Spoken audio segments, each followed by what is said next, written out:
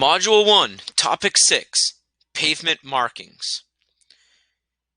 SOL DE.1, the student will demonstrate an understanding of Virginia traffic laws, licensing procedures, and other responsibilities associated with the driving privilege. Key concepts include B. Analyzing traffic safety information in the Virginia Driver's Manual. Our objectives for today, folks, you will learn how to recognize the various pavement markings, and B. The meaning of pavement markings. Let's dive right into it. Pavement markings. They are going to guide and warn you drivers as well as to regulate traffic. They may be in a variety of colors such as red, blue, yellow, green, or white, and they may be used alone or in combinations. They also may include lines, arrows, symbols, and words, and each has a different meaning. Can you describe the difference between white and yellow center lines? Take a moment and think about it. Pavement markings. For yellow lines, they separate traffic moving in opposite directions and mark the left edge of divided highways and one-way roads. If you see broken yellow, two-way traffic can pass with caution, as seen in this top left-hand picture. Solid yellow indicates two-way traffic and no passing. This indicated in this bottom right picture. White lines separate traffic going in the same direction and mark the right edge of the highway, as you can see in this top left-hand picture. White lines and arrows. They indicate traffic moving in the same direction. They also tell us if there's broken lines you can pass with caution. White lines also indicate a stop line, as seen here.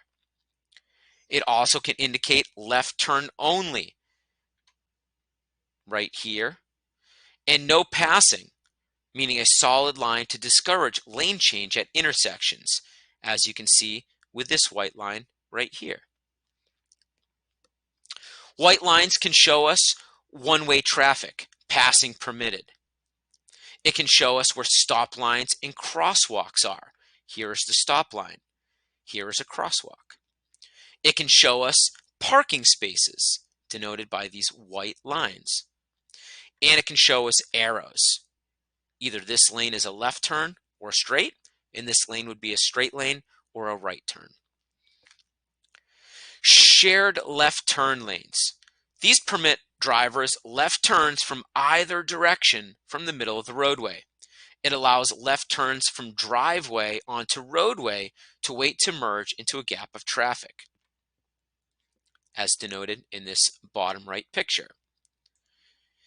Now, these shared left lanes, as mentioned, traffic from both directions can use this lane to turn left, and you should not travel more than 150 feet in this lane. So each drivers, either in this direction or this oncoming direction, can jump into this middle lane, the left turn lane, and drive no more than 150 feet before taking their left turn. This allows them to wait for traffic to be clear in the direction that they're going, and for them to stop, wait, look, and then make that left-hand turn. Multi-lane roadways. These white lines show us that they can pass with caution if these lines are broken. In this two-way, there is no passing over these solid yellow lines. So the folks in these directions, all right, may not pass over these yellow lines into oncoming traffic. Traffic is obviously coming against them, and that would not be a good thing. Some pavement markings that you may be aware of out in your driving experiences: the HOV lane. As you can see, these diamonds. Maybe a bicycle lane, okay, noted by the bicycle. Or maybe a bus lane, where buses pull over, stop, and drop off or pick up passengers. You may also have seen some railroad crossing markers right before a railroad.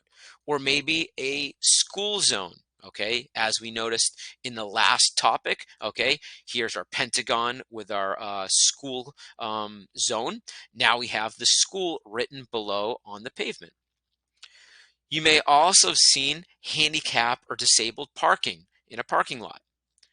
Bus lanes. Maybe you've been a part of a multiple turn lane, where in this picture, someone can go left, someone can go left again, or someone may be able to go straight or take a right at this set of lights. Triangles painted on the pavement indicate you must yield, slow down, make sure it's safe to proceed out into traffic. Also, curb markings is something that we need to be aware of. A painted curb means that you must follow special rules to park there, and you may want to check with the locality for specific meanings. Generally, the colors on the curb mean white, stop only long enough to pick up or drop off passengers. Yellow, stop only long enough to load or unload. Stay with your car, don't get out of it.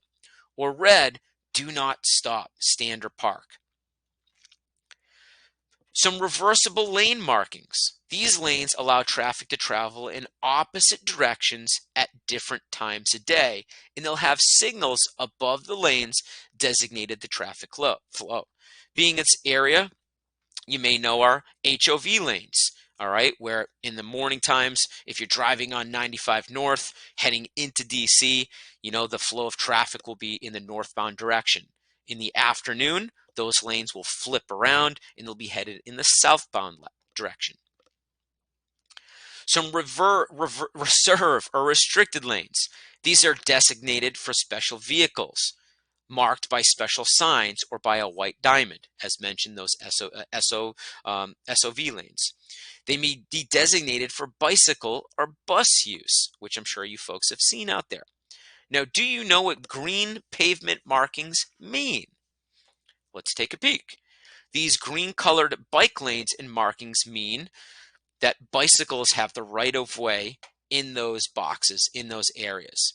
Now, there could be something called a two-stage turn box where the cyclist gets into that bicycle lane and then has to wait in this bicycle box to take the left-hand turn. If they're taking that left-hand turn, it can be a challenge with a lot of traffic. So these boxes denote that this is the place that they wait, and then when it's time for them to turn, they take that left-hand turn. Arrows allow the indication for the traffic flow. So this lane may continue straight or turn left, as this red car is doing. This left turn only has one option. If they're in this lane, they need to take the left turn. And as you can see, this purple car can go straight or take a right.